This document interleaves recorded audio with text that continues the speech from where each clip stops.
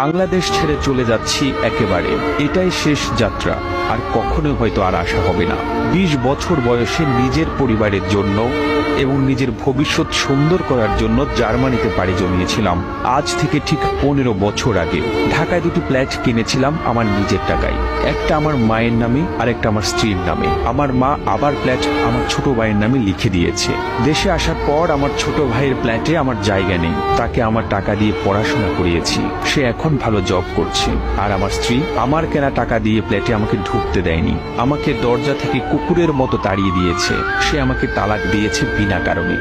ঠিক বিনা কারণে বলা যাবে না, সে অন্য আরেকজনের সঙ্গে সম্পর্ক জড়িয়েছে।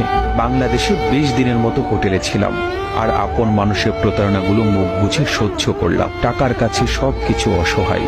নিজের রক্তের বেঈমানি, তার উপরে নিজের আপন স্ত্রীর বেঈমানি, সবকিছু আমাকে বিপর্যস্ত করে ফেলেছে, মেন্টালি ভেঙে টুকরো টুকরো করে ফেলেছে।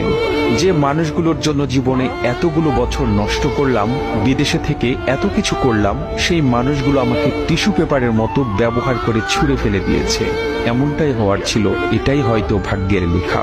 আমি অনেক কষ্ট পেয়েছি, অনেক কিছু শিখেছি, তার মানে এই না আমি শেষ হয়ে গেছি, আমি নিঃস্ব হয়ে গিয়েছি। এরকম ফ্ল্যাট আরো 10টা কেনার সামর্থ্য সৃষ্টিকর্তা আমাকে দিয়েছে, কিন্তু কোনো লোভ দেয়নি, কোনো অহংকার দেয়নি। কারো প্রতি কোনো অভিযোগ নেই, কোথাও কোনো বিচার দেব না। বিচার এক জায়গায় দিয়ে রেখেছি, তিনি নিশ্চয়ই সবকিছুর ঊর্ধ্বে নিরপেক্ষ বিচারক।